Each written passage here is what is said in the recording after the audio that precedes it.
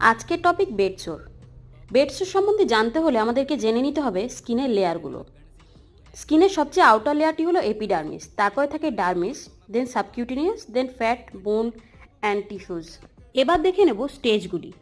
Stage ওয়ানে স্কিনটা intact থাকে, কিন্তু স্কিনের কালারটা চেঞ্জ হয়, যেটাকে আমরা এরিদিমা বলি। একটু রেডনেস দেখা যায়। 30 মিনিট যদি আমরা প্রেশারটাকে রিলিভ করি, এটা যদি রিজলভ না হয়, তখন এটাকে বলবো আমরা স্টেজ 1 বেডসোর। দেন আসি স্টেজ 2 বেডসোরে। স্টেজ 2 বেডসোরে এপিডার্মিস লেয়ারটা এফেক্টেড হয়, একটা পাতলা আস্তরণ স্কিনের উপর দিয়ে উঠে যায়, এটাকে বলে স্টেজ 2। দেন আসি স্টেজ 3। স্টেজ 3টা হচ্ছে ফুল থিকনেস টিস্যু লস।